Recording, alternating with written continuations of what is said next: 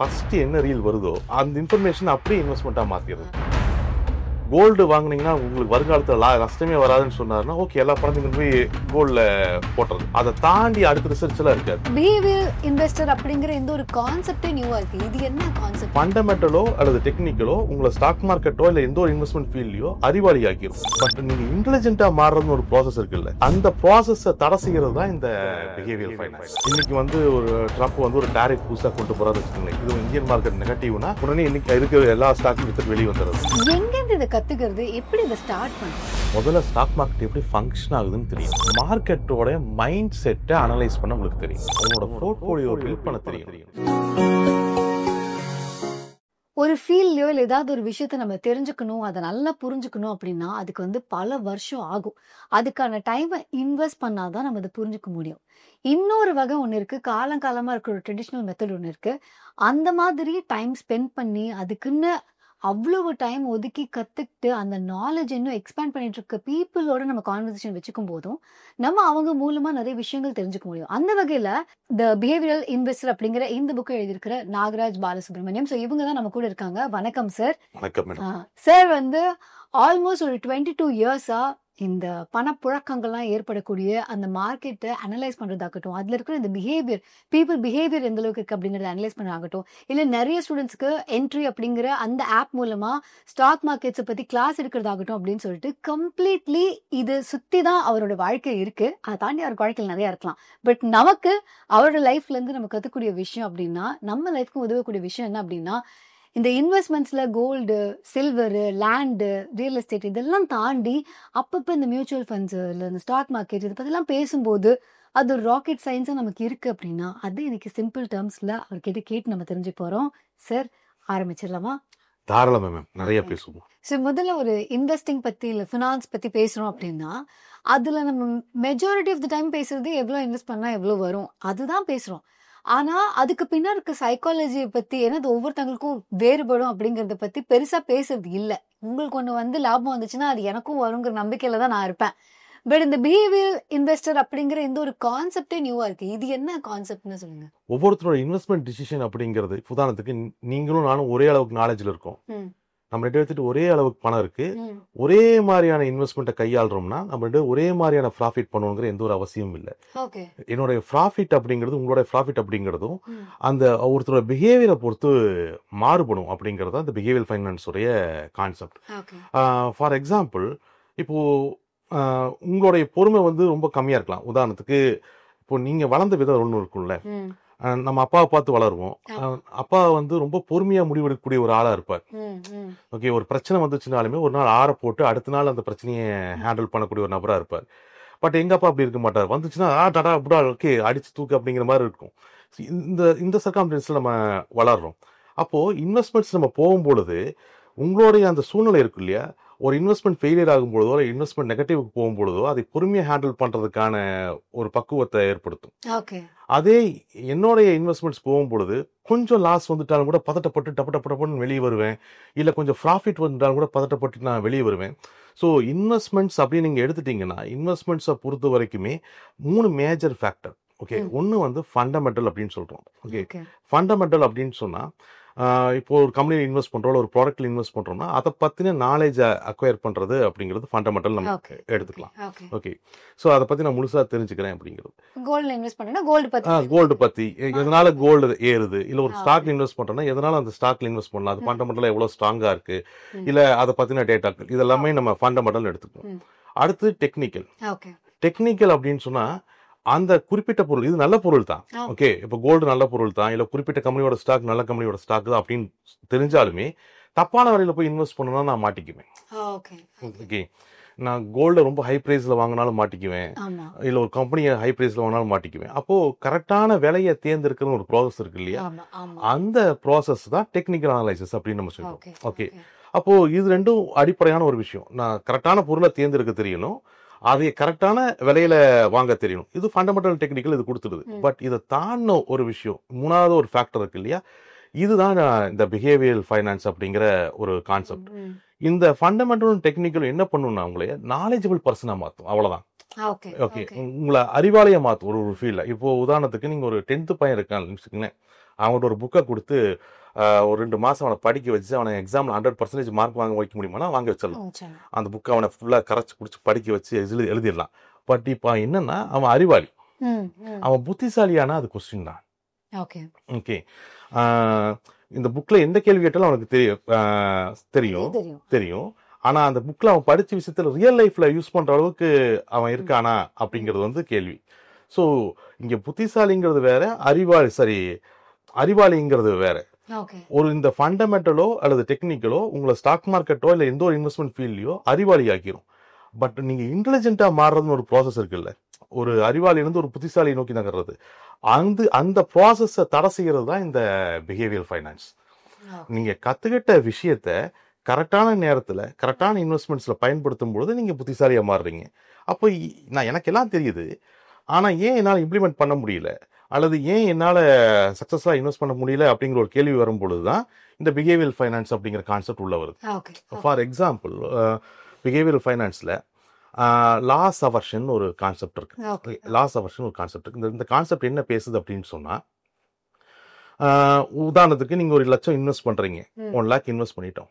இந்த இன்வெஸ்ட் பண்ண உடனே என்ன ஆகுது, ஒரு 15,000 ப்ராஃபிட்ல காமிக்குதுன்னு வச்சுக்குவோம். அந்த ப்ராஃபிட் அடுத்த நாள் பாக்குறீங்க ஒரு 13,000 அது 12,000 கம்மியாகுது. அப்படி கம்மியாகும் பொழுது வந்த பணம் கைவிட்டு போயிருமோ அப்படின்னு ஒரு பதட்டம் ஏற்படும். நிறைய நேரங்கள் என்ன பண்ணுவாங்கன்னா அது உடனே க்ளோஸ் பண்ணிட்டு வெளியே வந்துருவாங்க. ஓகே, ஒரு 15,000 ப்ராஃபிட்ங்கிறது டெய்லி கம்மியாக ஆரம்பிச்சுன்னா க்ளோஸ் பண்ணிட்டு வெளியே வந்துருவாங்க. இதுவே நான் 1 லேக் இன்வெஸ்ட் பண்றேன், இன்வெஸ்ட் பண்ணணும் 2 நாள் அந்த இன்வெஸ்ட்மெண்ட் வந்து -15,000 போயிடுச்சு, ஒரு 15,000 மைனஸ்ல போயிடுச்சு. இப்போ என்ன ஆகும்னா உடனே க்ளோஸ் பண்ணிட்டு வெளியே வருவாங்கன்னா வெளியே வர மாட்டாங்க. அவனுக்கு அந்த லாஸை பார்த்து ஒரு பயம் ஏற்படும். அந்த லாஸை புக் பண்றதுக்கு ஒரு உறுத்தல் இருக்கும். அவன் என்ன பண்ணுவான்னா கொஞ்ச நேரம் வெயிட் பண்ணி பார்க்கலாம், அல்லது கொஞ்ச நாள் வெயிட் பண்ணி பார்க்கலாம், லைட்டா ரெக்கவர் ஆச்சுன்னா வெளியே வந்துடலாம் அப்படின்னு உட்காந்து அந்த 15,000 ரூபாய் லாஸை 1.5 லட்சமா மாத்தி விட்டுருவாங்க. ஓகே, அப்போ இந்த பிஹேவியர் இஷ்யூஸ் இருக்கு இல்லையா, இதுதான் ஒருத்தரோட இன்வெஸ்ட்மெண்ட்டை சக்சஸா ஃபெயிலியராங்கிறது கூட நகுது. அவரோட நாலேஜ் ஒரே மாதிரி இருக்கும், என்னோட நாலேஜும் இல்ல எங்கிட்ட இருக்கக்கூடிய பணம் ஒரே மாதிரி இருக்கும், உங்ககிட்ட இருக்கக்கூடிய நாலேஜும் உங்ககிட்ட இருக்கக்கூடிய பணம் ஒரே அளவுக்கு இருக்கும். பட் நான் லாஸ் அவர்ஷன்ல மாட்ட மாட்டேன், நீங்க லாஸ் அவர்ஷன்ல மாட்டுவேன். அப்போ நான் என்ன பண்ணுவேன், நான் ப்ராஃபிட்ல வெயிட் பண்ணுவேன், லாசஸ்ல சீக்கிரமா வெளியே வருவேன். நீங்க ப்ராஃபிட்ல சீக்கிரமா வெளியே வந்துருவீங்க, லாசஸ்ல ரொம்ப நாள் வெயிட் பண்ணுவோம். அது மட்டும் இல்ல, நிறைய விஷயங்கள் இந்த பிஹேவியர் ஃபைனான்ஸ் பேசலாம் நம்ம. ஃபார் எக்ஸாம்பிள், நீங்க ஒரு ரீசன்சி பயாஸ் அப்படின்னு ஒரு தியரி இருக்கு பிஹேவியர் ஃபைனான்ஸ்ல. இவங்க எப்படின்னா ரீசெண்டா என்ன இன்ஃபர்மேஷன் அவைலபிளா இருக்கோ அதை பேஸ் பண்ணி இன்வெஸ்ட்மெண்ட் டிசிஷன் எடுக்கிறது. ஃபார் எக்ஸாம்பிள், இன்னைக்கு வந்து ஒரு ட்ரம்ப் வந்து ஒரு டாரிஃப் புதுசாக கொண்டு போறாரு வச்சுக்கோங்களேன், இது இந்தியன் மார்க்கெட் நெகட்டிவ்னா உடனே இன்னைக்கு இருக்கிற எல்லா ஸ்டாக்கையும் வித்துட்டு வெளியே வந்துடுறது. அப்புறம் அடுத்த நாள் காலையில் அவரு இல்ல நான் அடுத்த நாள் மறுபடியும் போய் அதை ஓபன் பண்றது. இந்த ரீசன்சி பயாஸ் இஷ்யூல என்ன பண்ணுவாங்கன்னா உள்ள என்ட்ரி ஆகுது எக்ஸிட் ஆகுறதுலயே நிறைய ப்ராஃபிட்டை இழந்துருவாங்க. அப்புறம் இன்னும் நிறைய பேசலாம். அவைலபிலிட்டி பயாஸ்ன்னு ஒண்ணு இருக்கு. இப்போ நீங்க இன்னைக்கு ஒரு 10 லட்ச ரூபா கையில பணம் கிடைச்சிருச்சுன்னு வச்சுக்கோங்களேன், 10 லட்ச ரூபா பணம் கிடைச்சிருச்சு, நீங்க இன்வெஸ்ட் பண்ணலான்னு முடிவு எடுத்துட்டீங்க. நேரா அப்படியே போன் எடுத்து ஒரு ரீல்ஸ் பார்த்தா ஃபர்ஸ்ட் என்ன ரீல் வருதோ அந்த இன்ஃபர்மேஷன் அப்படியே இன்வெஸ்ட்மெண்ட்டா மாத்திடுறது. ஃபார் எக்ஸாம்பிள், நான் ஃபர்ஸ்ட் ஒருத்தர் ஓப்பன் பண்றேன், அது ஒருத்தர் வந்து கோல்டு வாங்கினீங்கன்னா உங்களுக்கு வருங்காலத்தில் நஷ்டமே வராதுன்னு சொன்னாருன்னா ஓகே, எல்லா பணத்தையும் போய் கோல்ட்ல போட்டுறது. அதை தாண்டி அடுத்த ரிசர்ச் எல்லாம் இருக்காது. அவங்களுக்கு இது ரெடியா என்ன இன்ஃபர்மேஷன் அவைலபிளா இருக்கோ, ஓகே, என்ன இன்ஃபர்மேஷன் அவைலபிளா இருக்கோ அது உடனே இன்வெஸ்ட்மெண்ட்டா மாத்துறது ரிசர்ச்சஸ் இருக்காது. இந்த மாதிரி நீங்க பேசிட்டே போலாம். இந்த பிஹேவியர் ஃபைனான்ஸ் இஷ்யூவை பொறுத்த வரைக்கும் அவ்வளோ பிரச்சனை இங்க வச்சுட்டு இருக்காங்க. ஃபர்ஸ்ட் ஆஃப் ஆல் என்ன ஒரு பிரச்சனைனா, இங்க இந்தியாவை பொறுத்த வரைக்குமே இது ஃபர்ஸ்ட் ஜென்ரேஷன். ஓகே, இப்போ நீங்க யுஎஸ்ஓ இல்ல யூரோப்பியன் கண்ட்ரிஸோ எடுத்துட்டீங்கன்னா அவங்கெல்லாம் இந்த ஸ்டாக் மார்க்கெட்ல அது டிஜிட்டல் இன்வெஸ்ட்மெண்ட்ஸ் சொல்றோம்ல. இந்தியாவை பொறுத்த வரைக்கும் ட்ரெடிஷனல் இன்வெஸ்ட்மெண்ட்டுக்கு பெரிய ரூட் இருக்கு. இந்த லேண்ட்ல இன்வெஸ்ட் பண்றது, கோல்டு இன்வெஸ்ட் பண்றது அப்படிங்கறதுல பெரிய ரூட் இருக்கு. நீங்க சப்போஸ் இன்னைக்கு ஒரு லேண்ட் வாங்கலாம்னு நீங்க சொன்னீங்கன்னு வச்சுக்கோங்களேன், வீட்டுல பெரியப்பா சித்தப்பா எல்லாம் ரவுண்டா உட்காந்துக்குவாங்க, 1008 அட்வைஸ் பண்ணுவாங்க. அங்க பட்டாவை பாத்தியா, இங்க சிட்டாவை பாத்தியா, ஒரு பெரிய கைடன்ஸ் கிடைக்கும். அது இல்லாட்டியும் நம்மளுக்கே தெரியும், ஓரளவு நம்ம வித்ததை பார்த்திருப்போம், வாங்கினதை பார்த்திருப்போம், அப்பா வாங்கினதை பார்த்திருப்போம், மாமா வாங்கினதை பார்த்திருப்போம். பெரிய அளவுக்கான ஒரு லெசன் எல்லாம் நம்மளுக்கு தேவைப்படாது. நம்ம ஈஸியா அதை கையாண்டுருவோம், இந்த லேண்டோ இல்ல கோல்டோ. இதே டிஜிட்டல் இன்வெஸ்ட்மெண்ட் சொல்லக்கூடிய இந்த ஸ்டாக்ஸ் இல்ல பேப்பர் கோல்டு, இந்த மாதிரி மியூச்சுவல் ஃபண்ட்ஸ், இந்த மாதிரி இன்வெஸ்ட்மெண்ட்ஸ் போகும்பொழுது இது நம்மளுக்கு ஃபர்ஸ்ட் ஜென்ரேஷன். இதுக்கு முன்னாடி அப்பாலாம் பண்ணுனது இல்லை, தாத்தாலாம் பண்ணுனது இல்லை. இன்னைக்கு இருக்கக்கூடிய எல்லாருமே ஃபர்ஸ்ட் ஜென்ரேஷன் தான். அப்போ இங்க என்னன்னா முக்கால்வாசி ட்ரையல் அண்ட் எரர் மெத்தட் தான். இப்போ நாளைக்கு என் பையன் வரானா நான் கைட் பண்ணிடுவேன், அவன் பையனை அது தெளிவாயிருவான். ஒரு தேர்ட் ஜென்ரேஷன் ஃபோர்த் ஜென்ரேஷன் போகும்பொழுது அது ஆட்டோமேட்டிக்கா தெளிவாயிரும். பட் இந்த ஜென்ரேஷன் இருக்கு இல்லையா, இது எப்படி ஹேண்டில் பண்றதுன்னு தெரியறது இல்லை. ஒரு ஸ்டாக்கோ இதோன்னு தெரியல, ஒரு 10 நாள் 20 நாள் பார்த்துட்டு கடைசியில ஸ்டாக் மார்க்கெட் இஸ் கேம்பிளிங் ஒரு ட்விட்டர்ல ஒரு போஸ்ட் போட்டு காணாம போயிடுவாங்க. அப்போ இந்த ஜென்ரேஷனை நம்ம தெளிவுபடுத்தணும்னா இது வெறுமன நாலேஜ் சம்பந்தமான விஷயம் மட்டும் இல்லை, இது பிஹேவியர் சம்பந்தமான விஷயம் கூட. ஸோ அதை தான் தொடர்ந்து நான் ரிசர்ச் பண்ணிக்கிட்டு இருக்கேன். ஓகே, ரீசெண்டா இப்போ என்னோட ரிசர்ச் வந்து ஓவர்லோட் பயாஸ்ன்னு ஒரு தியரி. ஒரு இன்வெஸ்ட்மெண்ட்ஸை பத்தி எல்லா இன்ஃபர்மேஷனையும் ஒருத்தருக்கு கொடுத்தீங்கன்னா அவர் இன்வெஸ்ட்மெண்ட் பண்ணாம பேரலைஸ் ஆயிடுவார். ஓகே, ஆக்சுவலா இது கிட்டத்தட்ட ஒரு 5000 இன்வெஸ்டர்ஸ் பக்கமா இந்த ரிசர்ச்சை கண்டக்ட் பண்ணோம். இதைய மற்ற பக்கம் இம்ப்ளிமெண்ட் பண்ணோம். ஃபார் எக்ஸாம்பிள், ஒரு பேஷண்ட், ஒரு ஹாஸ்பிட்டல் இருக்கக்கூடிய பேஷண்ட் போயிட்டு அவர்கிட்ட ஒரு வாழைப்பழம் கொடுத்து சாப்பிடுங்கன்னா ஒரு 10 நிமிஷத்துல சாப்பிட்டு தோலை தூக்கி குப்பையில போட்டுருவார். இப்போ அவர்கிட்ட அந்த வாழைப்பழத்தை கொடுத்துட்டு 10 நிமிஷம் அவர் பக்கத்தில் உட்காந்து, இந்த வாழைப்பழம் சுகருக்கு கெடுதல், இந்த வாழைப்பழத்தை சாப்பிட்டீங்கன்னா சுகர் அதிகமாகும், ஆனால் இந்த வாழைப்பழம் ப்ரெஷருக்கு ரொம்ப நல்லது, வாழைப்பழம் சாப்பிட்டீங்கன்னா ப்ரெஷர் அதிகமாகும், இதில் இதுக்கு பொட்டாசியம் இருக்குது, கால்சியம் இருக்குன்னு ஒரு பெரிய எக்ஸ்பிளனேஷன் கொடுத்தீங்கன்னு வச்சுக்கோங்களேன். அதுக்கப்புறம் அவர் சாப்பிடுவாரா அப்படிங்கிறது சந்தேகம் தான். நீங்கள் ஃபுல் இன்ஃபர்மேஷனை கொடுக்கும்பொழுது அந்த இன்வெஸ்ட்மெண்ட் டிசிஷன் எடுக்க முடியாமல் அவர் பேரலைஸ் ஆகிறார். அப்போ எந்த அளவுக்கு ஒரு இன்ஃபர்மேஷன் கேதர் பண்ணணும் ஒரு சக்ஸஸ்ஃபுல் இன்வெஸ்ட்மெண்ட்ஸை கொண்டு வர்றதுக்கு இல்லை பண்ணுறதுக்கு அப்படிங்கிறது தான் என்னுடைய ரிசர்ச்சோடைய இருக்கு. பட் இதை தாண்டி நிறைய பேர் நிறைய விஷயங்களை இந்த பிஹேவியர் ஃபைனான்ஸ்ல ரிசர்ச் பண்ணியிருக்காங்க. ஆக்சுவலா சர்வே படி நீங்க பாத்தீங்கன்னா முக்காவாசி ஃபெயிலியர் அப்படிங்கிறது நாலேஜ் பத்தாமல்லாம் நடக்கிறது இல்லை.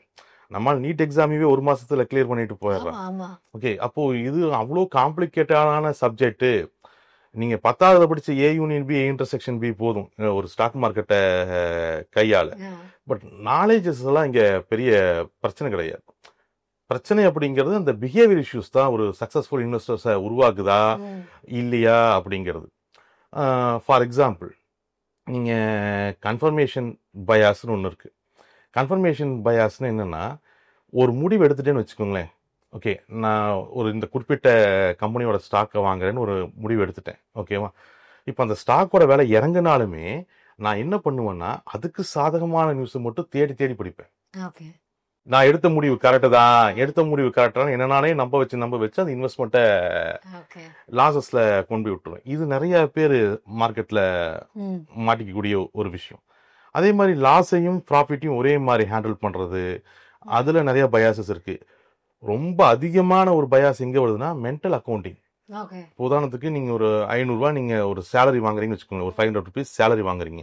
அதை கொண்டு போய் நீங்க இன்வெஸ்ட் பண்ணுங்கன்னு சொன்னா 1008 யோசிப்போம், இதுல பண்ணலாமா, அதுல பண்ணலாமான்னு. அதே ஒரு லாட்டரி டிக்கெட் ஒரு 500 ரூபாய் பிரைஸ் அடிக்குது. அந்த லாட்டரி டிக்கெட்ல அந்த 500 ரூபாய் பிரைஸ் அடிச்சது, அந்த 500 ரூபாய்க்கும் நீங்க சம்பாரிச்ச 500 ரூபாய்க்கு ஏதாவது வேல்யூ டிஃபரன்ஸ் இருக்கா என்ன? ஓகே, ரெண்டும் ஒண்ணுதான். ஆனா இந்த 500 ரூபாயில உங்களோட ரிஸ்க் அதிகமா இருக்கு. ஆட்டோமேட்டிக்கா மனநிலை இது நம்மளுக்கு ஃப்ரீயா வந்த பணம், பிரைஸ் அடிச்ச பணம், இது போனா பரவாயில்ல. ஏன்னா இந்த 500 ரூபாய்னா அதோட வேல்யூ 300 ரூபாய் குறைஞ்சிற மாதிரியும், அந்த 500 ரூபாய்னா 1000 ரூபாய் ஆயிடுற மாதிரியும். ஸோ இந்த மென்டல் அக்கௌண்டிங் இஷ்யூல இருந்து இருக்கு. ஒரு ஸ்டாக் இருக்குன்னு வச்சுக்கோங்க, ஏதோ ஒரு ஸ்டாக் இருக்கு அப்படின்னா அந்த ஸ்டாக் வந்து 50% இந்த ஸ்டாக் ஏறதுக்கு வாய்ப்பே இல்லை அப்படின்னு நீங்க சொல்றீங்கன்னு வச்சுக்கோங்களேன். இது ஒரு ஒரு ஃப்ரேமிங். 50% ஸ்டாக் ஏறதுக்கு வாய்ப்பே இல்லை அப்படின்னு இப்படி சொன்னீங்கன்னா அவன் அந்த ஸ்டாக்ல இன்வெஸ்டே பண்ண மாட்டான். அதே இந்த ஸ்டாக் 50% ஏறதுக்கான வாய்ப்பு இருக்கு அப்படின்னு கேட்டானா உடனே போய் இன்வெஸ்ட் பண்ணுவான். அது ரெண்டையும் பிரிச்சு பார்க்கறத அந்த ஃப்ரேமிங் எஃபெக்ட்ல, நார்மலா இந்த ஃப்ரேமிங் எஃபெக்ட்ல இந்தியா பொறுத்த வரைக்கும் ரிசர்ச் என்ன சொல்லுதுன்னா, இந்த இன்ஃப்ளூயன்சர்ஸ் இருக்காங்க இல்லையா, ஃபின் இன்ஃப்ளூயன்சர்ஸ். ஓகே, இந்த ஃபின் இன்ஃப்ளூயன்சர்ஸ் அந்த டேட்டாவை எப்படி ப்ரெசென்ட் பண்றாங்கன்னு பொறுத்து அவங்களோட இன்வெஸ்ட்மெண்ட் ஸ்டைல் மாறுபடுதுங்கிறாங்க அப்படிங்கிறாங்க. இப்போ நீங்க கிளாஸஸ்லாம் எடுக்கும்போது நிறைய எங்க ஜெனரேஷனுக்கான ஸ்டூடெண்ட்ஸ் இருப்பாங்க. லெட்ஸ் சே ஒரு ஜென்ஸி இருப்பாங்கன்னு வச்சுக்கோங்களேன். அவங்களுடைய பிஹேவியர் எப்படி இருக்கு when it comes to investing? ரொம்ப சிம்பிளா சொல்லணும்னா, இப்போ ஸ்டாக் மார்க்கெட் கோர்ஸை வந்து நீங்க ஒரு மேக்ஸ் கிளாஸ்ன்னு வச்சுக்கோங்களேன். ம், ம். இப்போ இந்த ஜென்சி சொல்றீங்க இல்லையா, அவன் மேக்ஸ் கத்துக்க வரல, கால்குலேட்டர் எப்படி ஆப்ரேட் பண்றதுன்னு கத்துக்க வர்றான். Okay, okay. அவனுக்கு தேவையானதெல்லாம் என்னன்னா, அந்த ஃபண்டமெண்டல், டெக்னிக்கல் அல்லது பிஹேவியர் இதெல்லாம் அவன் படிக்கிறது இல்லை. அவனுக்கு ஏதோ ஒரு ஷார்ட்கட். எண்ட் ஆஃப் டே ஒரு கிளாஸ்க்கு வந்தான்னா, ஓகே ஏதோ ஒன்று நான் பார்க்கணும், இதை பார்த்துட்டு அதை இன்வெஸ்ட் பண்ணணும், எனக்கு பணம் வந்துடணும். அந்த மாதிரி ஒர்க் அவுட் ஆகாது. ஃபுல்லாக படிக்கிறதுக்கு இன்னைக்கு நிறைய பேர் ரெடியாக இல்லை. இது ஒரு 20,000 ரூபாய் சம்பளம் வாங்குறதுக்கு எல்கேஜியில் ஆரம்பிப்பான். எல்கேஜியில் ஆரம்பித்து காலேஜ் வரைக்கும் ஒரு 18 வருஷம் படிப்பான். அதுக்கப்புறம் போய் ஏதோ ஒரு வேலையில் 20,000 50,000 ஜாப்ல பண்ணுவான். இதில் பொட்டன்ஷியல் அதிகம் இல்லை. அப்போ இதுக்கு அதை டைம் கொடுக்கணும் இல்லை, அந்த பொறுமையோ அல்லது அந்த படிக்கிறதுக்கான அந்த டைமும் இவங்க கொடுக்கறது இல்லை. அப்படிங்கிறதான் இப்போ இருக்கக்கூடிய ஜென்ரேஷனில் மிகப்பெரிய இஷ்யூவாக இருக்கு. அதே மாதிரி பயாஸில் பயங்கரமாக மாட்டிகிட்டு இருக்காங்க. ஓகே, அவனுக்கு உண்மை சொன்னால் நிறைய பேருக்கு மேக்ரோ எக்கனாமிக்ஸ்க்கும் மைக்ரோ எக்கனாமிக்ஸ்க்கும் வித்தியாசம் தெரியறதில்லை. ஃபார் எக்ஸாம்பிள், இன்வெஸ்ட்மெண்ட்ஸ் அப்படிங்கிறது எல்லாமே மேக்ரோ எக்கனாமிக்ஸ் மேலே பில்ட் பண்ணப்படுற ஒரு விஷயம். ஃபார் எக்ஸாம்பிள், இப்போ நான் ஒரு எக்ஸாம்பிளுக்கு ஒரு ரிலையன்ஸ் ஸ்டாக் எடுத்துக்கிறேன்னு வச்சுக்கோங்களேன். ரிலையன்ஸ் ஸ்டாக் எடுத்து அந்த கம்பெனியோடைய ஒரு 10 வருஷத்தை பேலன்ஸ் ஷீட்டை அனலைஸ் பண்ணி இவ்வளோ ப்ராஃபிட் பண்ணுறாங்க எல்லாம் பார்த்துட்டு இண்டிகேட்டர் ஆசிலேட்டர்ஸ் எல்லாம் போட்டு எல்லாம் அனலைஸ் பண்ணி, ஓகே இது டெக்னிக்கலாக இந்த ஸ்டாக் சூப்பராக இருக்குது, ஃபண்டமெண்டலாக ரொம்ப ஸ்ட்ராங்கான ஒரு கம்பெனி அப்படின்னு இந்த ஸ்டாக்லாம் நான் இன்வெஸ்ட் பண்ணுறேன்னு வச்சுக்குவோம். இதெல்லாம் மைக்ரோ எக்கனாமிக்ஸ். இது எது மேலே பில்ட் பண்ணப்பட்டிருக்குன்னா மேக்ரோ எக்கனாமிக்ஸ். இதெல்லாம் நான் பண்ணினதுக்கப்புறம் நாளைக்கு அம்பானிக்கு ஹார்ட் அட்டாக்னு ஹாஸ்பிட்டல் போய் படுத்தாருன்னா இதெல்லாம் வேலை செய்யுமா வேலை செய்யாதா? இது எதுவுமே வேலை செய்யாது. ஓகே, அந்த டிஃப்ரென்ஸை அண்டர்ஸ்டாண்ட் பண்ணி இன்வெஸ்ட்மெண்ட் பண்ணுறதுக்கான ஒரு அந்த கேப்போ அந்த புரிதலோ இன்னைக்கு ஜென்ரேஷன் அந்த அளவுக்கு இருக்கா அப்படிங்கிறத விட்டு பட் பிக்கப் பண்ணிக்குவாங்க. ஆனால் அவசரப்படுறாங்க, அதான் பிரச்சனை. ஓகே, ஒரு இந்தியாவில் ஒரு டாடா மோட்டார்ஸ்னு ஒரு கம்பெனி இருக்குது. ஓகே, இப்போ இந்த டாடா மோட்டார்ஸோடைய கம்பெனியோடைய வருமானம் அப்படிங்கிறது எதை டிபெண்ட் பண்ணி இருக்கும்? 2 factor, macro economics, micro economics. இப்போ டாடா மோட்டார்ஸோடைய கார்பரேட் கவர்னன்ஸ் எப்படி இருக்குது, அதோட பேலன்ஸ் ஷீட் எப்படி இருக்குது, அதோட எம்ப்ளாய்மெண்ட் எப்படி இருக்குது, இல்லை அதோடைய ப்ராடக்ட் குவாலிட்டி இதெல்லாம் எப்படி இருக்குது, இதெல்லாம் அனலைஸ் பண்ணுறோன்னு வச்சுக்கோங்களேன். இதெல்லாம் macro economics, sorry micro economics. But இந்த டாடா மோட்டார்ஸ் எங்கே இருக்குது? இந்தியாவில் இருக்குது. அப்போ இந்தியாவுடைய பொருளாதார கொள்கையை பொறுத்தும் இதோட லாபம் மாறுபடும்ல. அப்போ டாடா மோட்டார்ஸோடைய அந்த கம்பெனியோட பர்டிகுலர் டேட்டா அனலைஸ் பண்றோம். ஏன் அனலைஸ் பண்றோம்? அதை பொறுத்து அந்த கம்பெனியோட ப்ராஃபிட் அண்ட் லாஸ் மாறுபடும். இதுதான் மைக்ரோ எக்கனாமிக்ஸ் நம்ம சொல்லிடுறோம். பட் இந்த டாடா மோட்டார்ஸ் இந்தியாவுக்குள்ளதான் இருக்கு. இப்போ இந்தியாவோட பொருளாதார கொள்கை, அதோடைய ஜிடிபி, இல்லை அதோடைய க்ரூட் ஆயில் பிரைசிங் எவ்வளோ இருக்கு, இது எல்லாத்தையும் பொறுத்தும் இப்போ நம்ம சைனாக்கு இம்போர்ட் பண்ண மாட்டேன் எக்ஸ்போர்ட் பண்ண மாட்டேன்னு நான் சொல்லிட்டேன்னா டாடா மோட்டார்ஸாலையும் பண்ண முடியாது, ஆப்வியஸ்லி. அப்போ இது மேக்ரோ எக்கனாமிக்ஸ். மேக்ரோ எக்கனாமிக்ஸும் மைக்ரோ எக்கனாமிக்ஸும் அந்த ரெண்டுக்கான புரிதல் இருக்குல்ல, அந்த புரிதலை புரிஞ்சுக்கிறதுலயே இந்த பிஹேவியர் ஃபைனான்ஸ் பெரிய ரோல் வகிக்குது. அந்த இடத்துலயே நிறைய பேர் மிஸ் பண்ணிடுறாங்க.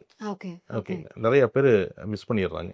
ஏன்னா எனக்கு இப்போ வந்து இந்த டவுட், இப்போ நம்ம வந்து இந்த ஜென்ரேஷன் ஆர் இல்லைன்னா இந்த கரண்ட் பீரியட்னு வச்சுப்போமே, இப்போ இருக்கிற காலகட்டத்தில் இன்வெஸ்ட்மெண்ட் டிஜிட்டலாக மாறும்போது நமக்கு இவ்வளோ இன்ஃபர்மேஷன் தெரியல அப்படிங்கிற ஒரு அதனால நிறைய இன்வெஸ்ட்மெண்ட் பண்ண முடியலன்னு ஒன்று இருக்கு. இப்போ ப்ரீவியஸ் ஜென்ரேஷன் இப்போ இதெல்லாம் வரதுக்கு முன்னாடி அவங்க இன்வெஸ்ட்மெண்ட் பண்ணிட்டு இருந்தாங்க. அவங்களுடைய அண்டர்ஸ்டாண்டிங் ஆஃப் இன்வெஸ்ட்மெண்ட் எப்படி இருந்தது கம்பேர்ட் டு நம்மளோட ஜென்ரேஷன்? ஓகே, பிள்ளையோட எதிர்காலமா இன்னிலிருந்து ஒரு 1000 ரூபாய் எஸ்ஐபி போட ஆரம்பிங்க. 10 நாள்ல 10 மாசம் எஸ்ஐபி போட்டீங்கன்னா 20 மாசத்துல 40 லட்சம் இருக்கு. அதை எடுத்து நீங்க ஃபீஸ் கட்டிட்டு 60 வயசுல நீங்க ரிட்டையர் ஆயிட்டு தாய்லாந்துல போய் ஜாலியா இருக்கலாம் அப்படிங்கிற அளவுக்கு ஒரு பெரிய ரீல்ஸ். ஓகே, இதை மட்டும் ஃபுல்லா பார்த்துருமா. அதுக்கப்புறம் கடைசியில சப்ஜெக்ட் டு மார்க்கெட் ரிஸ்க்னு ஒரு சின்ன வாய்ஸ் மட்டும் வரும். அதை இங்க கவனிக்கிறது இல்லை. ஸோ ஸ்டாக் மார்க்கெட்டோட ரிவார்டை தான் இங்கே பெருசாக ஃபோக்கஸ் பண்ணுறாங்க. ஸ்டாக் மார்க்கெட்டோட ரிவார்டை பெருசாக ஃபோக்கஸ் பண்ணும்பொழுது அதை பார்த்துட்டு தான் இன்னைக்கு மேக்ஸிமம் இப்போ இருக்கக்கூடிய இந்த ஜென்ரேஷன் வந்து இன்வெஸ்ட்மெண்ட்ஸ்குள்ளே வர்றாங்க. வந்ததுக்கப்புறம் அது லாஸுக்கு போகுது இல்லை ப்ராஃபிட்டுக்கு வருதுன்னா ப்ராஃபிட் எப்படி ஹேண்டில் பண்ணுறதுங்கிறது தெரியறதில்ல, லாஸை எப்படி ஹேண்டில் பண்ணுறதுங்கிறது தெரியறதில்ல. அப்புறம் ஒரு 10 ஒரு வருஷம் கழிச்சு எவனும் போயிடாதீங்கடா, நான் நினச்சி போனது வேற, இங்கே நடந்தது வேற அப்படிங்கிற ஒரு எண்ட் ஆஃப் தி டே வந்துடுறாங்க. இந்த இந்த புரிதல் அப்படிங்கிறது வந்து போன ஜென்ரேஷன் அந்த ஃபீல்ட்லேயே இல்லை. அப்போ அவங்கள அதைய கழிச்சு விடலாம். போன ஜென்ரேஷனில் ஸ்டாக் மார்க்கெட்டில் இன்வெஸ்ட் பண்ணவங்க எத்தனை பேர் இருப்பாங்கன்னு நினைக்கிறோம் நம்ம. பெரிய லெவலெலாம் இல்லை. டிமேட் அக்கௌண்டே அந்த கோவிட் வந்ததுக்கு அப்புறம் தான் இன்க்ரீஸ் ஆச்சு. வீட்டில் என்ன பண்ணுறதுன்னு தெரியாமல் அப்படின்னா ஸ்டாக் மார்க்கெட் மட்டும் தான் ஃபங்க்ஷன் ஆகிட்டு இருந்துச்சு. அப்போது டிமேட் அக்கௌண்ட்டே கோவிட்டில் தான் மிகப்பெரிய அளவில் இன்வெஸ்ட் பண்ணுச்சு. இந்த ஜென்ரேஷன் பெரிய அளவில் கோவிடுக்கு அப்புறம் தான் கோவிட் பேட்ச் அவங்கெல்லாம். ஓகே, அந்த டைமில் தான் பெரிய அளவில் இன்வெஸ்டர்ஸ் உள்ளே வந்தாங்க. பட் புரிதல் அவ்வளவா இல்லை. அப்போ புரிதல் இல்லாட்டி என்ன ஆகும்னா ஷார்ட் டைமில் 2-3 ப்ராஃபிட்ஸ் பார்க்குற மாதிரி இருக்கும்.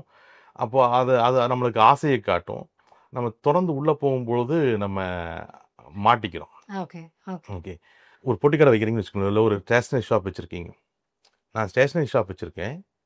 ஒரு 10 மணிக்கு வந்து கடை திறக்கிறேன். நைட்டு 12 மணி வரைக்கும் கடை ஓப்பன் பண்ணி வச்சுருக்கேன். ஓகே, எனக்கு ஒரு 10,000 வியாபாரம் ஆகுது. பக்கத்து கடைக்காரரும் ஸ்டேஷனரி ஷாப் வச்சுருக்காரு. அவர் காலையில் 8 மணிக்கு கடை திறக்கிறாரு, சாயங்காலம் 7 மணிக்கு கடையை க்ளோஸ் பண்ணிடுறாரு. ஆனால் அவனுக்கு 20,000 வியாபாரம் ஆகுது. அவரை விட நான் தான் அதிகமான கடை திறந்து வச்சுருக்கேன். பட் எங்கே டிஃப்ரென்ஸ் வருது? நான் அவர் வச்சுருக்கிற எல்லா பொருளும் நான் வச்சுருக்கேன். நான் வச்சுருக்கிற என்ன இன்வெஸ்ட்மெண்ட் என்ன எல்லாமே அவர் ரெண்டுமே சேம் தான். பட் நான் 10 மணிக்கு கூட திறந்து வந்து நைட்டு 12 மணிக்கு வரைக்கும் உட்காந்துட்டு இருக்கேன். அவர் காலையில் 8 மணிக்கு திறந்து சாயங்காலம் 7 மணிக்கு பண்ணிடுறாரு. பெரிய டிஃப்ரென்ஸ் எங்கே வருதுன்னா காலையில் ஸ்கூல் வியாபாரம். காலையில் ஸ்கூலுக்கு போகிற குழந்தைங்க அவசரமாக பென்சில் பேனா இதெல்லாம் வாங்கும். மேப்பில் ஆரம்பித்து சார்ட் பேப்பர் வரைக்கும் வாங்கும். இவர் 10 மணிக்கு திறந்தாருன்னா அந்த ஸ்கூல் வியாபாரத்தை மிஸ் பண்ணுறாரு. அப்போ அவர் 8 மணிக்கு கடை திறக்கிறதுனால ஸ்கூல் வியாபாரத்தை ஃபுல்லாக கேப்சர் பண்ணிடுறாரு. நைட்டு 12 மணி வரைக்கும் கடை ஓப்பன் பண்ணி ஸ்டேஷனரி கடை ஓப்பன் பண்ணி வச்சுட்டு இருக்கிறதுல பிரயோஜனம் இல்லை. அப்போ எண்ட் ஆஃப் தி டே சின்ன சின்ன விஷயங்கள் வந்து ஓவரால் ப்ராஃபிட்டை மாற்றுது. Okay, overall ரெவன்யூவை மாற்றுது. அதே மாதிரி தான் இன்வெஸ்ட்மெண்ட் ஃபீல்டும். நீங்கள் சின்ன சின்னதாக பண்ணக்கூடிய இந்த பிஹேவியர் சேஞ்சஸ் இருக்குல்ல, அந்த பிஹேவியர் சேஞ்சஸ் தான் ஒரு நல்ல இன்வெஸ்ட்மெண்ட்டை கிரியேட் பண்ணும். நானும் அவர் ஒரே நாலேஜ் வச்சுருக்கோம், நானும் அவர் ஒரே அளவுக்கு பணம் வச்சுருக்கோங்கிறத தாண்டி நான் பண்ணக்கூடிய அந்த பிஹேவியர் சேஞ்சஸ், நான் இன்வெஸ்ட் பண்ணக்கூடிய அந்த பிஹேவியர் சேஞ்சஸ் இருக்குல்ல, அது பெரிய அளவில் உங்களோட இன்வெஸ்ட்மெண்ட்டை வளர்க்குறதுக்கும் இல்லை அடுத்த லெவலில் கொண்டு போகிறதுக்கும் யூஸ்ஃபுல்லாக இருக்கும். ஓகே, பட் இது இவ்வளோ வருஷத்துடைய எக்ஸ்பீரியன்ஸ் இல்லை. இப்போ நீங்கள் இவ்வளோ தெரிஞ்சதுக்கப்புறம் எது என்ன யாருக்கு தெரியலங்கிறது உங்களுக்கு கிளியராக தெரியும். ஸோ ப்ராப்ளி உங்களுக்கு இந்த நாலேஜ் இருந்தால் இவங்க இன்னும் பெட்டராக பெர்ஃபார்ம் பண்ணுவாங்கங்கிற ஒரு தாட் உங்களுக்கு இருக்கும். ஸ்டார்டிங்கில் ஒரு ஃபர்ஸ்ட் டைம் சேலரி வாங்குறாங்க. அண்ட் இப்போ நம்ம கேட்கும் போது இவ்வளோ விஷயங்கள் இருக்கா ஸ்டாக் மார்க்கெட்டில், இல்லை இவ்வளோ விஷயங்கள் இருக்கா நம்ம இன்வெஸ்ட்மெண்ட்டில் அப்படின்னு நிறைய தாட் உங்களுக்கு இருக்கும். எங்கேருந்து இதை கற்றுக்கிறது, எப்படி இதை ஸ்டார்ட் பண்ணுறது? முதல்ல நீங்கள் ஸ்டாக் மார்க்கெட் இன்வெஸ்ட்மெண்ட்ஸ்ன்னு போகிறீங்க அப்படின்னா அதை பற்றி படிக்கிறீங்கன்னு வச்சுக்கோங்களேன். இது ஒரு 5 பகுதியாக பிரித்து நீங்கள் படிக்கணும். ஓகே, ஃபஸ்ட்டு வந்து பேசிக்ஸ். முதல்ல ஸ்டாக் மார்க்கெட் எப்படி ஃபங்க்ஷன் ஆகுதுன்னு தெரியணும். ஓகே, ஒரு ஸ்டாக் மார்க்கெட்னா என்ன, ஒரு ஸ்டாக்னா என்ன. நிறைய பேர் என்ன ஸ்டாக்னா வேற ஷேர்னா வேறன்னு நினச்சிக்கிறாங்க. ஓகே, அது ஒரு சிங்கிள் டூ அந்த அளவுக்கு தான் பேசிக் ஒரு நாலேஜஸ் இருக்குது, தப்பு இல்லை. ஃபஸ்ட்டு வந்து பேசிக்ஸை நீங்கள் தரவு பண்ணணும். முதல்ல ஒரு ஸ்டாக் மார்க்கெட்டில் இருக்கக்கூடிய ஸ்டாக்ஸ் எப்படி பர்ஃபார்ம் பண்ணுது, அதோட டெரிவேட்டிவ்ஸ் இந்த ஃபியூச்சர்ஸ் அண்ட் ஆப்ஷன்ஸ் எப்படி பர்ஃபார்ம் பண்ணுது. அது போக ஸ்டாக் மார்க்கெட்டில் இன்னும் நிறையா ப்ராடக்ட்ஸ் இருக்குது. ரீட்ஸ் இருக்குது, இன்வைட்ஸ் இருக்குது, இடிஎஃப்ஸ் இருக்குது, ஈவன் பாண்ட்ஸ் இருக்குது. பாண்ட்ஸ்லேயே கன்வெர்ட்டபிள் டிபாசிட்ஸ் இருக்குது, நான் கன்வெர்ட்டபிள் டிபாசிட்ஸ் இருக்குது. ஓகே, இது முதல்ல அதை தரவு பண்ணணும். ஓகே, இந்த பேசிக்ஸை தரவு பண்ணதுக்கப்புறம் மார்க்கெட் இதான் மார்க்கெட்னு தெரிஞ்சதுக்கப்புறம் மார்க்கெட்டுக்குள்ளே என்ட்ராக போகிறீங்கல்ல, என்ட்ராகிறதுக்கு முன்னாடி மார்க்கெட்டோட மைண்ட் செட்டை அனலைஸ் பண்ண உங்களுக்கு தெரியணும். மார்க்கெட்டோட மைண்ட் செட்டை வந்து மேக்ரோ எக்கனாமிக்ஸ் முடிவு பண்ணும். இப்போ சொல்லணும்னா ட்ரம்ப் முடிவு பண்ணுறாருன்னு வச்சுக்குவோம். ஓகே, அப்போது மேக்ரோ எக்கனாமிக்ஸ் வந்து முடிவு பண்ணும். இந்த மேக்ரோ எக்கனாமிக்ஸ் பாசிட்டிவாக இருக்கும் பொழுது நெகட்டிவ் விஷயங்களை மார்க்கெட் பெருசாக எடுத்துக்காது. நெகட்டிவ் விஷயங்களை கண்டுக்காது. அது பாட்டுக்கு ஏறி போய்கிட்டே இருக்கும். ஆனால் மார்க்கெட் நெகட்டிவ் மைண்ட் செட்டில் இருக்குன்னு வச்சுக்கோங்களேன், பாசிட்டிவ் விஷயங்களை அது மதிக்காது. ஓகே, இப்போ ட்ரம்ப் டாரிஃப் போடுறாரு, அந்த கம்பெனி இந்த குவார்ட்டரில் ஒரு 200% ப்ராஃபிட் கூட பண்ணியிருக்கோம். ஆனால் ட்ரம்ப் டாரிஃப் போட்டதுனால இனிமேல் அது ப்ராஃபிட் பண்ணாது அப்படின்ட்டுருவான். ஓகே, ஸோ ஒரு மார்க்கெட்டோடைய மைண்ட் செட்டை அண்டர்ஸ்டாண்ட் பண்ணிக்கிறது அப்படிங்கிறது அடுத்த முக்கியமான ஒரு விஷயம். பேசிக்ஸை முடிக்கிறீங்க, மார்க்கெட்டை மைண்ட் செட்டை அண்டர்ஸ்டாண்ட் பண்ணிக்கிறீங்க. சரி, அண்டர்ஸ்டாண்ட் பண்ணிட்டு மார்க்கெட்டுக்குள்ளே வர்றீங்கன்னு வச்சுக்கோமே, ஸ்டாக் மார்க்கெட்டில் இன்வெஸ்ட் பண்ணலான்னு வர்றீங்க. 4000 கம்பெனி இருக்குது. ஓகே, 4000 கம்பெனி இருக்கு. அது போக ரீட்ஸ், இன்வைட்ஸ், இடிஎஃப்ஸ்ன்னு எல்லாம் இருக்கு, மார்க்கெட்டுக்குள்ள இருக்கு. ஓகே, இது போக மியூச்சுவல் ஃபண்ட்ஸ் தனியா செயல்பட்டு இருக்கு. எதை நான் வாங்கணும் அப்படிங்கிற ஒரு முடிவு இருக்குல்ல. அப்போ அடுத்த விஷயம் அவனுக்கு என்ன தெரியணும்னா, அவனோட போர்ட்ஃபோலியோ பில்ட் பண்ண தெரியணும். எது அவனுக்கான இன்வெஸ்ட்மெண்ட், எது அவனுக்கான கம்பெனி, இல்லை எது அவன் செலக்ட் பண்ணணும், அதை அனலைஸ் பண்ண தெரியணும். அதோட பேலன்ஸ் ஷீட், அல்லது ஸ்டாக் இன்வெஸ்ட் பண்ணுறானா அதோட balance sheet, UPS ratio, BE ratio, அதை அனலைஸ் பண்ண அவனுக்கு தெரியும். அப்போ அடுத்தது அவன் அதை படிக்கணும். சரி, இப்போ கம்பெனியை செலக்ட் பண்ணிட்டேன், இது நல்ல கம்பெனி அப்படின்னு நான் செலக்ட் பண்ணிட்டேன். அதுக்கடுத்து அவனுக்கு என்ன தெரியணும், அந்த குறிப்பிட்ட கம்பெனியோட விலை இங்கிருந்து ஏறுமா இறங்குமான்னு தெரியணும். உலகத்தில் இருக்கக்கூடிய எல்லா பொருட்களுமே அதோட விலைகள் 3 வகையில தான் நடக்கும். அது அப் ட்ரெண்ட், டவுன் ட்ரெண்ட், சைட்வேஸுமா. ஒன்று அதோட விலை ஏறணும், இல்லை இறங்கணும், இல்லை அதே விலையில நிற்கணும். இதுதான் நடக்கும். சரி, இது பத்துமா அப்படின்னா இல்லை. இப்போ ட்ரெண்ட் ஏறுது இறங்குது நம்ம முடிவு பண்ணிட்டான். நினைச்ச விலையிலலாம் போய் வாங்க முடியாதுல்ல. ஏறுதுங்கிறதுக்காக நான் அதிக விலையெல்லாம் கொடுத்துட்டு இருக்க முடியாது. அப்போ கரெக்டான விலையை அவனுக்கு செலக்ட் பண்ண தெரியணும். இதுதான் கரெக்டான வேலை அப்படின்னு அவனுக்கு செலக்ட் பண்ண தெரியணும். அப்போ அதை கண்டுபிடிக்கணும். இப்போ இந்த வேலையை கண்டுபிடிக்கிறது இருக்குல்ல, இதை கண்டுபிடிக்கிறதுக்கு நிறைய அனலைசிஸ் மெத்தடுங்கள்லாம் இருக்கு. பட் நீங்க எந்த மெத்தட் எப்படி பண்றீங்கனாலுமே ஒரு விஷயத்த ஞாபகம் வச்சுக்கோங்க, எந்த ஒரு பொருளோடைய இன்வெஸ்ட்மெண்ட்ஸும் 3 விஷயங்களை பேஸ் பண்ணி தான் இருக்கும். அதாவது demand and supply, trend, price action. For example, இப்போ நீங்க ஒரு ஃபோன் வியாபாரம் பண்ண போறீங்கன்னு வச்சுக்கோங்க. ஒரு ஃபோனை வியாபாரம் பண்ண போறீங்க. ஒரு ஃபோன் வியாபாரம் நீங்க பண்ணணும், உங்களுக்கு ஃபர்ஸ்ட் என்ன தெரியணும், இந்த ஒரு ஃபோன் எப்பப்பெல்லாம் விற்கும்னு உங்களுக்கு தெரியணும். கரெக்ட். ஒரு ஃபோன் எப்பப்பெல்லாம் விற்கும்னா 3 கட்டங்களில் தான் விற்கும். First demand and supply. இப்போ என் ஃபோனு கீழே வந்து உடஞ்சு போச்சு, நான் என்ன பண்ணுவேன், புது வாங்குவேன். எனக்கு தேவை ஏற்படுது, நான் வாங்குறேன். இது டிமாண்ட் அண்ட் சப்ளை. அடுத்து, எங்கிட்ட ஃபோன் இருக்கு, நல்லா தான் வேலை செஞ்சுக்கிட்டு இருக்கு, இந்த புதுசா வந்து ஐபோன் 17 2 லட்ச ரூபா அந்த மொபைல், ஏதாவது ஒரு கடையில் 30,000 ரூபாய்க்கு ஆஃபர் கிடைச்சா போய் வாங்கிடுவோம் நம்ம. ஓகே, இது எல்லாரும் பண்ணுவாங்க. வீட்டில் 4 டிவி இருக்கும், சீப்பா 2000 ரூபாய்க்கு டிவி வரைச்சுன்னா வாங்கிட்டு வந்து பெட்ரூம்ல மாட்டுவான். இப்போ இதுக்கு பேரு பிரைஸ் ஆக்ஷன். அந்த பிரைஸ்ல நான் அட்ராக்ட் ஆகி அதை பை பண்றேன். இதுக்கு பேரு பிரைஸ் ஆக்ஷன். 3வது ட்ரெண்ட். என் போனும் நல்லா தான் இருக்கும், ஐபோன் விலையும் 2 லட்ச ரூபா தான், அதே தான் இருக்கும். ஆனா இவனுக்கு அந்த போனோட ஃபியூச்சர்ஸ் பிடிச்சிரும், இல்லைன்னா அது வாங்குறது கெத்துன்னு நினைப்பான். அது வாங்குறதுக்கு உனக்கு ஈகோ இஷ்யூவா இருக்கும், இல்ல மேல் வீட்டுக்கார கீழ் வீட்டுக்கார வச்சிருக்கான், எல்லாரும் வச்சிருக்காங்கன்னு வாங்குவான். இது ட்ரெண்டு. அந்த பொருள் ட்ரெண்டிங்ல இருக்கு, அது இருந்தா நல்லா இருக்கும், நான் ஃபீல் பண்றேன், நான் வாங்குறேன். ஓகே, அப்போ இது 3 தான் ஒரு வியாபாரத்தை தீர்மானிக்குது. இப்ப இருந்து ஏதோ ஒன்னு எடுத்துருவோம். உதாரணத்துக்கு டிமாண்ட் அண்ட் சப்ளை மட்டும் எடுத்துருவோம். மொபைல் விலை சீப்பு தான், ஃபியூச்சர்ஸும் நல்லா தான் இருக்கு, ஆனா அவனுக்கு மொபைலே தேவையில்லை. அப்போ இங்க 100% அப்படிங்கிறது கிடைக்காது. 100% கிடையாது. இதுல இருந்து எது எடுத்தாலும் அப்படித்தான் இருக்கும். பிரைஸ் ஆக்ஷன் தூக்கிட்டீங்கன்னா அவனுக்கு மொபைல் தேவை இருக்கு, ஃபியூச்சர்ஸ் நல்லா இருக்கு, ஆனா வேலை ரொம்ப அதிகமா இருக்கு அப்படின்னு முடிவு எடுத்துருவான். அப்போ 100% இருக்காது. அப்போ நீங்க இந்த விலையை தீர்மானிக்கிறீங்களா, இந்த விலையில வாங்கலாம்னு தீர்மானிக்கிறீங்களா, அப்போ அது கூட அந்த பிரைஸை டிசைட் பண்றதுக்கு கூட நீங்க டிமாண்ட் அண்ட் சப்ளை, ட்ரெண்ட் எல்லாத்தையுமே அனலைஸ் பண்ணணும். இதெல்லாம் சேர்ந்துதான் ஒரு டெக்னிக்கல் அனலைசிஸ் நம்ம சொல்றோம். இப்போ நான் விலைய முடிவு பண்ணிட்டேன், இந்த விலையில வாங்கலாம், இந்த விலையில வித்தரலாம் அப்படின்னு நான் முடிவு பண்ணிட்டேன். ஓகே, ஸோ இப்போ வரைக்கும் நீங்க பாத்தீங்கன்னா மார்க்கெட்டோட அடிப்படைகளை நான் தரவு பண்ணிட்டேன், மார்க்கெட்டோட மைண்ட் செட் என்னங்கிறது நான் தெரிஞ்சுக்கிட்டேன், அப்புறம் எந்த ஸ்டாக்ல இன்வெஸ்ட் பண்ணலாங்கிற முடிவை நான் எடுத்துட்டேன், அந்த ஸ்டாக் ஏறுமாங்கிறது பார்த்துட்டேன், என்ன விலையில வாங்கலாங்கிறது முடிவு எடுத்துட்டேன். ஓகே, இப்போ நான் இன்வெஸ்ட் பண்ணியாச்சு. இப்போ இத்தனை எல்லா விஷயங்களும் எதன் அடிப்படை எது மேல பில்ட் பண்ணப்பட்டிருக்குன்னா மேக்ரோ எக்கனாமிக்ஸ் மேல. இதெல்லாம் பண்ணி நீங்க இன்வெஸ்ட் பண்ணிட்டீங்கல்ல, பண்ணி 10 நிமிஷத்துல மறுபடியும் ட்ரம்ப் இன்னொரு டாரிஃப் போடுவார். அப்ப என்ன ஆகும், நீங்க உங்களோட இன்வெஸ்ட் கடகடன்னு இறங்கும். அப்போ அடுத்த ஸ்டெப் நீங்க எதை படிக்கணும்னா ஹெட்ஜிங் அண்ட் ஸ்ட்ராட்டஜி பில்டிங்க படிக்கணும்.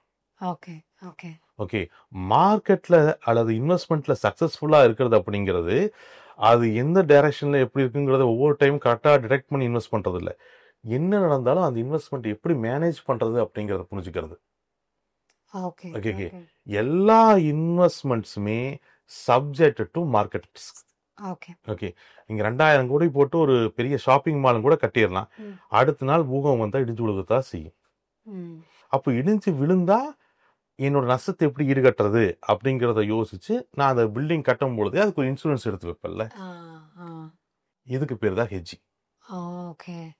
அப்போ அடுத்த பார்ட்டு மார்க்கெட்ல உங்க இன்வெஸ்ட்மெண்ட் உங்களுக்கு மேக்ரோ எக்கனாமிக்ஸ் மாறாத வரைக்கும் உங்களுக்கு ஒன்றும் பாதிப்பு வரப்போகுது, அது போதும். சப்போஸ் ஏதாச்சும் ஒன்று நடந்து உங்களுடைய இன்வெஸ்ட்மெண்ட்ஸ் பாதிக்கப்பட்டுச்சு அப்படின்னு சொன்னா அதை ஹெட்ஜ் பண்ணி சேவ் பண்றதுக்கு உங்களுக்கு தெரியணும். ஓகே ஓகே ஓகே, அந்த ஸ்ட்ராட்டஜியை பில்ட் பண்ண தெரியும். இந்த ஹெட்ஜிங் அண்ட் ஸ்ட்ராட்டஜிஸ் அப்படிங்கிறது வந்து பெரும்பாலும் நிறைய பேர் அவாய்ட் பண்ணிடுவாங்க. ஏன்னா இன்சூரன்ஸ் காசு கட்டணும். நம்மளால இன்சூரன்ஸ் இல்லாட்டி அப்படி ஓட்டக்கூடிய ஒரு சொசைட்டி இங்கே நிறைய பேர் இருக்காங்க. பட் இது வந்து நீங்கள் கவனம் செலுத்தினா தான் உங்களோட இன்வெஸ்ட்மெண்ட் லாஸஸ் ஆகாமல் ஓகே கன்டினியூ பண்ண முடியும். இதுக்கு அடுத்தது அப்படின்றத எடுத்துட்டிங்கன்னா ஃபார்மேஷன்ஸ் நீங்கள் தரவு பண்ணணும். அது அப்படின்னா ஏதோ ஒரு ஸ்டாக் வேலை பார்க்குறீங்க, என்ன ஸ்டாக்கு இதெல்லாம் விட்டுருங்க. ஒரு ஸ்டாக்கை வேலை பார்த்துட்டே இருக்கீங்க. அது ஒரு 30 ரூபாயிலிருந்து ஒரு 50 ரூபாய்க்கு போகுது. அந்த ஸ்டாக்கு 30 ரூபாயிலிருந்து 50 ரூபாய்க்கு போகுது. இந்த 50 ரூபாய் தொட்ட உடனே அது என்ன ஆயிடுச்சு, அது ஒரு வேலை சரிஞ்சு 20 ரூபாய்க்கு வந்துருச்சு. நீங்கள் அதை பார்த்துட்டே இருக்கிறீங்க. அப்புறம் ஒரு 4 நாள் கழிச்சு மறுபடியும் அந்த ஸ்டாக்கு 20 ரூபாயிலேருந்து மெதுவாக போய் மறுபடியும் 50 ரூபாயை தொடுது. 50 ரூபாய் தொட்டோன்னு என்ன ஆச்சு, மறுபடியும் அந்த ஸ்டாக்கோட விலை சரிஞ்சிருச்சு. ஒரு 30 ரூபாயோ 35 ரூபாய்க்கே வந்துருச்சு. இப்போ 3வது தடவை அந்த ஸ்டாக் 50 ரூபாய்க்கு போகும் பொழுது 50 ரூபாயில அந்த ஸ்டாக்கை வாங்குவீங்களா விற்பீங்களா? 2 தடவை அந்த ஸ்டாக் 50 ரூபாய் தொட்ட உடனே ஸ்டாக்கோட விலை கீழே விழுந்துருச்சு. 3வது தடவை இறங்கும்னு சொல்லிட்டு நான் வந்து எதுக்கு வீண் வம்புன்னு வித்துடுவீங்கல்ல. இதான் ஃபார்மேஷன். இப்போ அந்த ஸ்டாக் பேரெல்லாம் நான் உங்ககிட்ட எதுவும் சொல்லல, என்ன கம்பெனி எதுவுமே நம்ம பேசல. பட் வந்து என்ன பேசுறோம்னா ஒரு பேட்டர்னை பேசுறோம். ஓகே, 2 தடவை 50 ரூபாய் அந்த ஸ்டாக் தொட்ட உடனே கீழே விழுகுது. இப்போ அவனுக்கு தெரியாது ஏன் விழுந்துச்சுன்னு தெரியாது, ஏன் மறுபடியும் ஏறுச்சுன்னு தெரியாது, ஒண்ணுமே தெரியாது. அதை பத்தி நம்ம டிஸ்கஸ் பண்ணவே இல்லை. அந்த காரணத்தை நம்ம பேசவே கிடையாது. ஆனா நான் பாக்குறேன் 2 தடவை அந்த ஸ்டாக் 50 ரூபா தொட்ட உடனே கீழே விழுகுது. அப்போ 3வது தடவை 50 ரூபா தொடும் பொழுது கீழே விழுந்துரும்னு ஒரு பயம் எனக்கு ஆட்டோமேட்டிக்கா வந்துடும். இதை வந்து ஃபார்மேஷன் அப்படி சொல்லுவாங்க. இதுக்கு பேரு டபுள் டாப் ஃபார்மேஷன் பேர் ஸ்டாக் மார்க்கெட். ஓகே ஓகே சரி. இப்படி இதெல்லாம் கத்துக்கணும்னு வச்சுக்கோங்களேன். இப்போ நீங்க நிறைய கிளாஸஸ் எடுக்கிறீங்க, இப்போ நிறைய ஸ்டூடெண்ட்ஸ் உங்ககிட்ட வந்து கத்துட்டு தான் இருப்பாங்க. எப்போ உங்களுக்கு இதை பத்தி ஒரு கான்ஃபிடென்ஸ் வருது? இது ஒவ்வொரு ஸ்டூடெண்ட்டுக்கும் மாறும். ஒரு ஆவரேஜா கேட்குறேன், இது எவ்வளோ நாட்கள்ல இல்லை எவ்வளோ மாதங்கள்ல இல்லை இதெல்லாம் கத்துக்கிட்டு அவங்க ஸ்டாக்ல விளையாண்டு பார்த்து இதை புரிதல் அப்படிங்கிறது ஒரு எவ்வளோ காலகட்டத்தில் இருக்கு சார்? குறைஞ்சது 6 மாசம் ஆகும் மேடம். 6 மாசம் ஆயிரும். ஓகே, நிறைய பேர் அவசரப்படுவாங்க. பட் வந்து என்னன்னா இப்போ ஸ்டாக் மார்க்கெட்டை பொறுத்த வரைக்கும் இப்போ ஃபார்மேஷன்ஸ் பேசுகிறோம். இதுக்கப்புறம் அவன் பிஹேவியர் ஃபைனான்ஸ் படிக்கணும். அவனோட குணாதிசயம் என்னன்னு தெரியணும் அவனுக்கு. இதெல்லாம் முடிச்சு அவன் கம்ப்ளீட்டாக ரெடியாக இருக்கிற ஒரு 6 மாதம் ஆயிரும்ல. 6 மாதம் ஆனதுக்கப்புறம் இந்த ஸ்டாக் மார்க்கெட்டில் நிறையா வகையாக நீங்கள் ட்ரேட் பண்ணலாம். ஓகே, இப்போ நான் கார் வாங்குறேன்னா நான் காரை வச்சு டாக்ஸி ஓட்டலாம், ரேஸில் கலந்துக்கலாம், நிறைய ஆப்ஷன்ஸ் இருக்குல்ல. அதே மாதிரி ஸ்டாக் மார்க்கெட்டில் நீங்கள் இன்ட்ராடே பண்ணலாம், பொசிஷனல் ட்ரேட் பண்ணலாம், ஒரு ஸ்விங் ட்ரேட் பண்ணலாம், ஷார்ட் டைம் இன்வெஸ்ட்மெண்ட் போகலாம், லாங் டைம் இன்வெஸ்ட்மெண்ட்ஸ் போகலாம், ஸ்கேல்ப் பண்ணலாம், இல்லை ஸ்ட்ராட்டஜிக்கல் இன்வெஸ்ட்மெண்ட் பண்ணலாம். இவ்வளோ விஷயங்களை நீங்கள் பண்ணலாம். முதல் பிரச்சனை என்னன்னா அவனுக்கு எந்த டைப் ஆஃப் ட்ரேடர்ஸ் ஷூட் ஆகும்னே அவனுக்கு தெரியாது.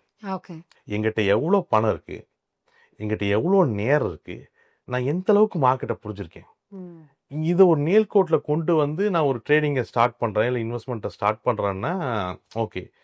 இங்கே அப்படியெல்லாம் ஒன்றும் நடக்க மாட்டேங்குது.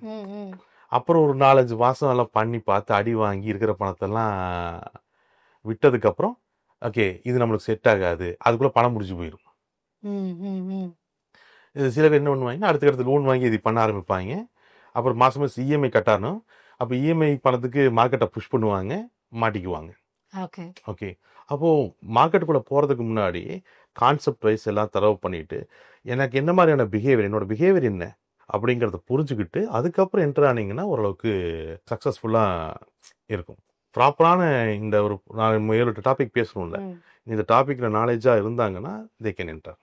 ஓகே, இது ப்ராப்பரா யூட்டிலைஸ் பண்ணி அதுல அந்த நீங்க எதிர்பார்த்த மாதிரி ஒரு ப்ராப்பரான ஸ்டூடெண்டா இருந்து அதுல அச்சீவ் பண்ண யாராவது ஸ்டோரி சொல்லுங்க.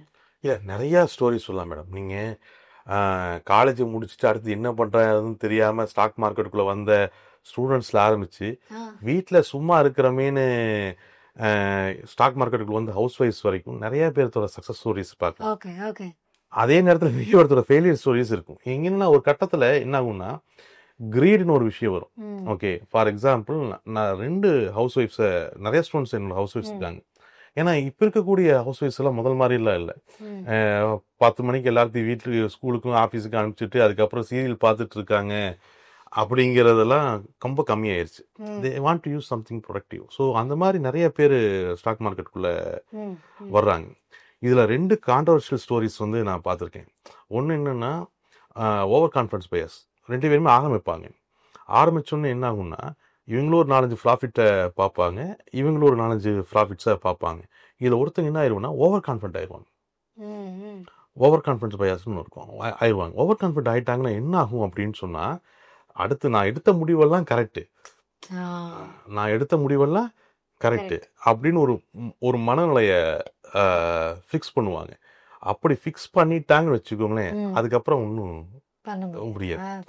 ஓகே, ஏன்னா அதுக்கப்புறம் என்ன ஆகும்னா, அந்த மன ஓவர் கான்ஃபிடென்ட் ஆகிட்டாங்க அப்படின்னு சொன்னால் அதுக்கப்புறம் ஒரு லாஸ் அச்சீவ் பண்ணுவாங்க. ஏன்னா இவங்க எடுத்த முடிவு கரெக்டானே இருப்பாங்க, அது எகென்ஸ்டாக போய் லாஸ் ஆகிடும்.